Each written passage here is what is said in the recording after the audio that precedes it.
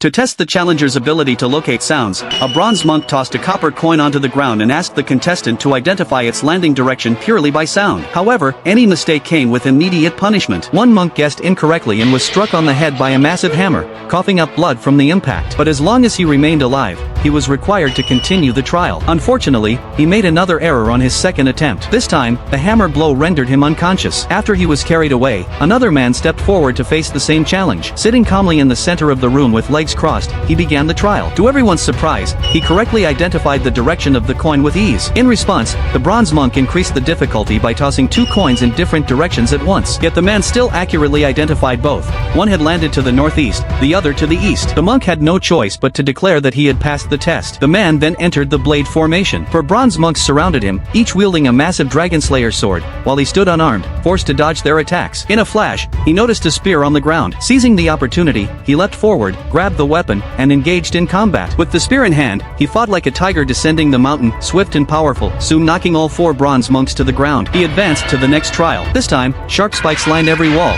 and he was placed just a meter from them in a contest of raw strength against another bronze monk. If he lost, the spikes would pierce him. As the duel pushed him closer to danger, he summoned every ounce of inner strength. At the last possible moment, he managed to overpower his opponent and win the match. At last, he reached the final trial. If he succeeded, he would earn the legendary 72 Shaolin techniques. Just as he attempted to pass through the final gate, a massive stone, weighing thousands of pounds, suddenly dropped from above. With no time to spare, he raised both arms and used all his energy to hold it aloft. He was on the verge of pushing the stone away when the abbot and a group of elders entered the chamber. They abruptly declared the challenge void and announced that the man would be expelled from the Shaolin temple. They had uncovered his true identity. He was, in fact, the emperor of the nation. The monks wished to remain independent of political ties and demanded that he leave immediately. No matter how earnestly he pleaded, they refused to let him continue. In the end, he failed to conquer the 18 bronze monks. When he saw his men waiting outside to escort him, he struck one across the face in frustration, then returned to the palace, resuming his role as emperor.